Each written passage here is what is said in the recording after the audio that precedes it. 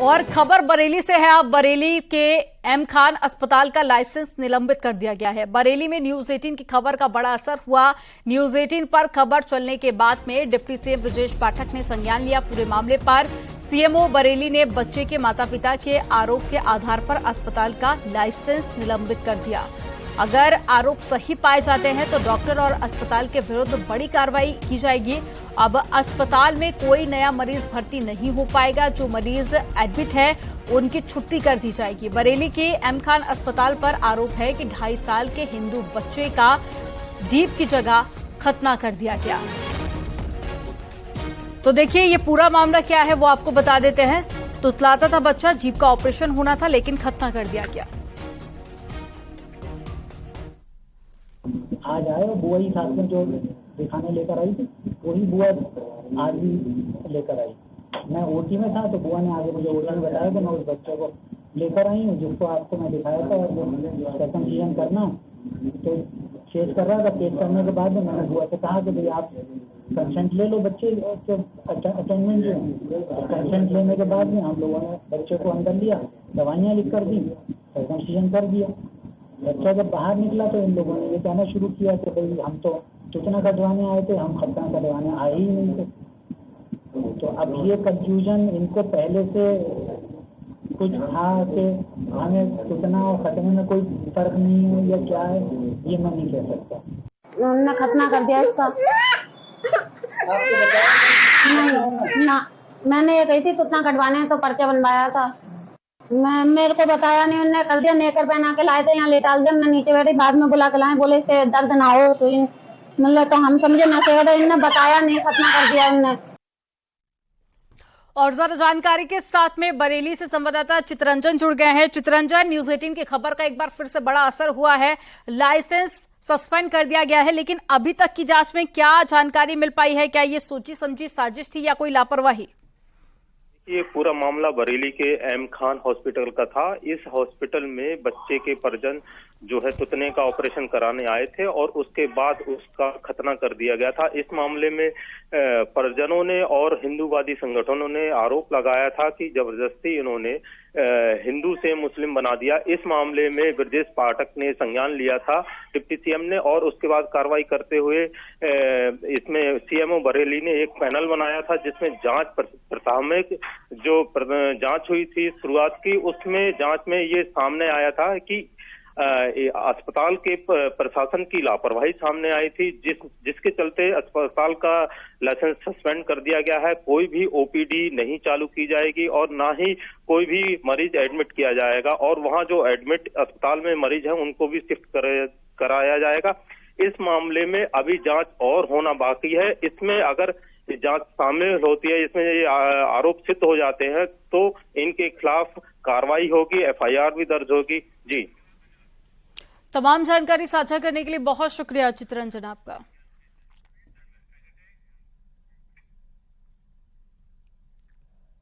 खबर मिर्जापुर से है। मिर्जापुर के एसपी जिलाध्यक्ष देवी प्रसाद चौधरी की बहू ने प्रताड़ना का आरोप लगाया।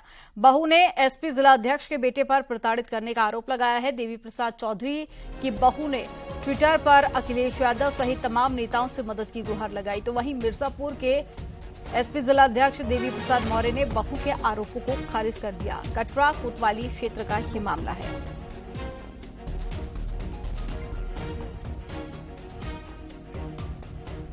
तो ये ट्वीट आपको दिखा रहे हैं जो कि देवी प्रसाद की बहू की तरफ से किया गया और बेटे पर प्रताड़ित करने का आरोप लगाया। कुछ तस्वीरें भी उन्होंने अपने ट्विटर हैंडल से शेयर की। साथ ही अखिलेश यादव समेत तमाम समाजवादी पार्टी के बड़े नेताओं से मदद की गुहार लगाई। हालांकि जब देवी प्रसाद चौधरी से बात हुई तो उन्होंने कहा कि यह पूरा ट्वीट फर्जी है और इस तरह का कोई भी मामला नहीं है। और साथ ही उन्होंने कहा कि उनकी बहू ने झूठे आरोप लगाए हैं और उसके बाद उसे डिलीट भी कर दिया गया।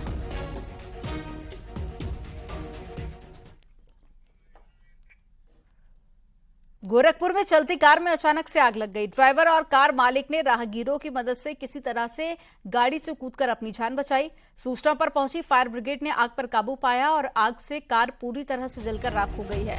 मामला शहर के धर्मशाला असुरन पुल का बताया जा रहा है। ये तस्वीरें आप देखिए, जहां पर चलती कार में अचानक से आग लग गई और किसी तरह से आग पर काबू पाया गया। तो इस तरह की कई तस्वीरें सामने आ रही हैं अलग अलग जगह से, जहां पर चलती कार में आग लग रही है। और फिलहाल ये तस्वीर आप देखिए, जहां दमकल की गाड़ी मौके पर पहुंची और किसी तरह से आग पर काबू पाया गया।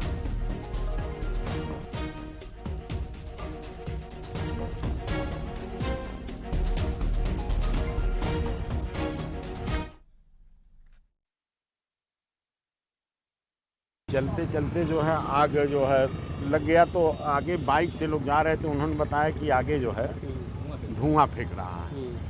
तो हम जब तक निकले तब तक आग पकड़ चुकी थी जो है। आगरा में बाइक सवार बदमाश एक महिला की चेन झपटकर फरार हो गए। मामला थाना इतमादोला क्षेत्र के ट्रांस यमुना का है, जहां पर चेन स्नेचिंग की ये वारदात सीसीटीवी कैमरे में कैद हो गई। महिला अपने पति के साथ में हाईवे किनारे खड़ी थी, तभी बाइक सवार दो बदमाश महिला के गले से सोने की चेन तोड़कर फरार हो गए। सीसीटीवी फुटेज के आधार पर पुलिस बदमाशों की गिरफ्तारी की कोशिश कर रही है। तो सीसीटीवी फुटेज के आधार पर पुलिस जांच कर रही है। जल्द ही आरोपियों को गिरफ्तारी का भी दावा किया गया।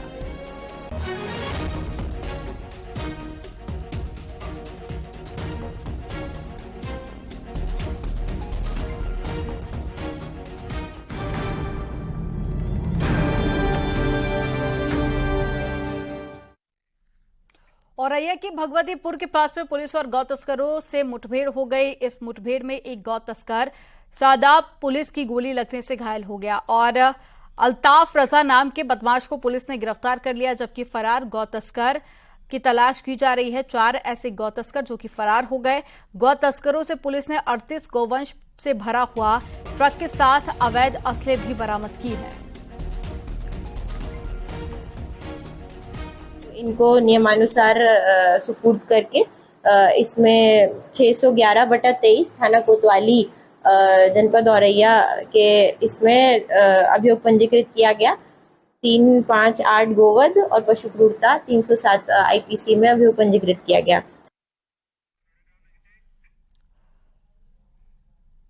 संभल में पुलिस की पशु तस्करों से मुठभेड़ हो गई। इस मुठभेड़ में 2 पशु तस्कर सैफ अली और मोहम्मद शान गोली लगने से घायल हुए हैं। पुलिस ने दोनों पशु तस्करों को गिरफ्तार कर लिया और इस मुठभेड़ में एक कांस्टेबल भी घायल हुआ है। मामला असमोली थाना क्षेत्र के गोमसानी के जंगल में हुआ और पुलिस ने दोनों तस्करों और घायल पुलिसकर्मी को अस्पताल में भर्ती कराया।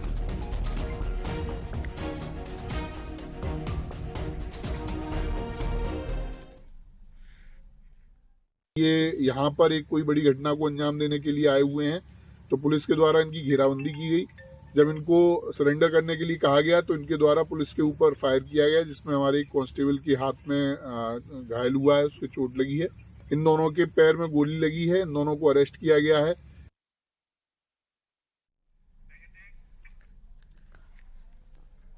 सीएम योगी आज वाराणसी के दौरे पर जाएंगे। केंद्र में मोदी सरकार के 9 साल पूरे होने के मौके पर सीएम योगी जनसभा को संबोधित करेंगे। इस दौरान केंद्रीय राज्य मंत्री एसपी सिंह बघेल भी मौजूद रहेंगे। जनसभा के बाद में सीएम योगी करकियाव स्थित पैक हाउस जाएंगे, जहां पर सीएम काशी से 40 टन बनारसी लंगड़ा आम, हरी मिर्च और भिंडी दुबई और दोहा के लिए भेजे जाने वाली खेप को भी हरी झंडी दिखाएंगे। साथ ही सीएम योगी पैकिंग हाउस परिसर में प्रगतिशील और निर्यातक किसानों से संवाद करेंगे। इस दौरान कृषि मंत्री सूर्य प्रताप शाही और उद्यान मंत्री दिनेश प्रताप सिंह भी मौजूद रहेंगे। जीआई टैग मिलने के बाद में बनारसी लंगड़ा आम पहली बार विदेश निर्यात हो रहा है।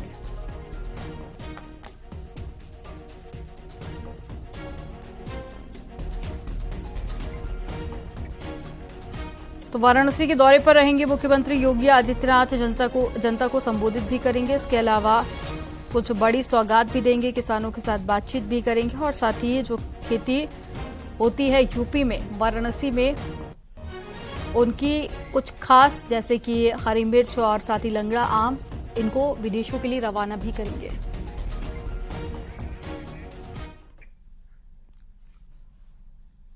सीतापुर में धर्म परिवर्तन का एक नया मामला सामने आया। पुलिस ने छापेमारी कर आरोपी मां बेटे को गिरफ्तार कर लिया। मौके से ईसाई धर्म के कई साहित्य भी बरामद हुए हैं। इतना ही नहीं, एक डायरी भी पुलिस ने बरामद की है जिस पर मिशन यूपी लिखा हुआ है और पुलिस ने गिरफ्तार मां बेटे के खिलाफ मामला दर्ज कर जेल भेज दिया है। धर्मांतरण का ये पूरा मामला शहर कोतवाली इलाके के मंसूरपुर का है। एक विकास हिंदू नाम के व्यक्ति हैं, थाना कोतवाली पे तहरीर लिख के उन्होंने कल प्रदान किया कि हमारे ही एक मंसूरपुर गांव है, वहाँ पे हमारी हिंदू महासभा की कार्यकर्ता है, उसको लोग प्रलोभन देकर प्रयास कर रहे हैं कि धर्मांतरण कर ले वो। इस पर हमारी पुलिस ने जाके सर्च किया तो जानकारी हुई कि वहाँ पे एक मनोज पांडे का मकान है, वहाँ पे एक अनुज मसीह और उनकी माता गीता मसीह है जो लखीमपुर के रहने वाले हैं। क्योंकि सजा इसमें 7 बरस से कम है, उनको नोटिस देके छोड़ दिया गया है, लेकिन उन पे और अन्य कठोरतम कार्रवाई इसमें की जाएगी। और चलिए यहां पर रुकेंगे एक छोटे से ब्रेक के लिए। आप देखते रहिए न्यूज़ 18। ब्रेक के बाद एक बार फिर से आपका स्वागत है। चलिए बात करेंगे नोएडा की। नोएडा में एलिवेटेड रोड पर कार डिवाइडर से टकरा गई और कार सेक्टर 62 से 18 की ओर जा रही थी, तभी सेक्टर 18 के पास ये हादसा हुआ। बेकाबू कार डिवाइडर से टकराकर रुक गई, जिसके बाद में बड़ा हादसा होने से टल गया। हादसे में कार का ड्राइवर घायल हो गया है, उसे इलाज के लिए अस्पताल में भर्ती कराया गया। थाना सेक्टर 20 क्षेत्र में ये हादसा हुआ।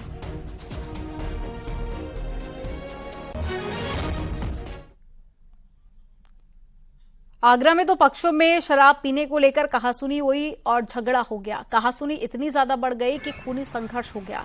फायरिंग हुई, 2 लोग गोली लगने से घायल हो गए और घटना थाना न्यू आगरा क्षेत्र के दयालबाग 100 फुटा रोड की है, जहां पर राहुल और नीरज अपने साथियों के साथ में शराब पी रहे थे। तभी कार सवार 5 से 6 लोगों ने उनसे विवाद करना शुरू कर दिया। आपस में विवाद हुआ और कार सवारों ने फायरिंग करना शुरू कर दी। राहुल और नीरज गोली लगने से घायल हो गए हैं। घायलों का इलाज जारी है।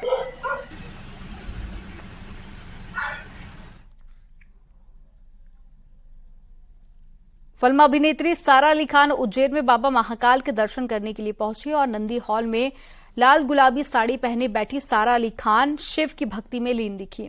अपनी फिल्म जरा हटके जरा बचके की सफलता के बाद में अभिनेत्री सारा अली खान बाबा महाकाल के दरबार में पहुंची। उन्होंने गर्भगृह में बाबा महाकाल की पूजा अर्चना की।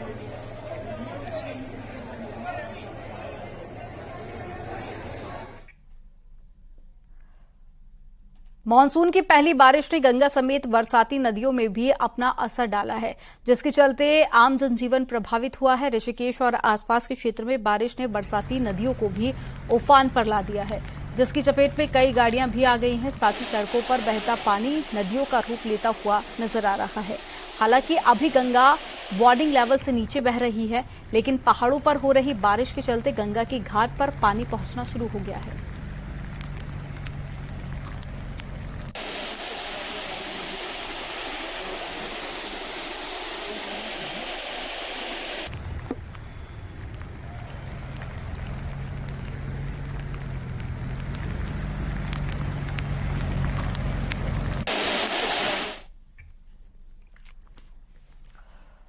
दिल्ली मेट्रो में एक बार फिर से अश्लीलता का वीडियो सामने आया है, जहां एक प्रेमी जोड़ा ट्रेन के अंदर फर्श पर बैठकर अश्लील हरकत करता हुआ दिख रहा है। दिल्ली मेट्रो के दिशा निर्देश के बाद भी ऐसी घटनाएं रुकने का नाम नहीं ले रही हैं और दिल्ली मेट्रो ने अपने नए गाइडलाइंस में कहा है कि मेट्रो में ऐसा कुछ भी नहीं करना चाहिए जिससे कि अन्य यात्रियों को असुविधा हो। इसके बावजूद भी अश्लीलता की घटनाएं थम नहीं रही हैं।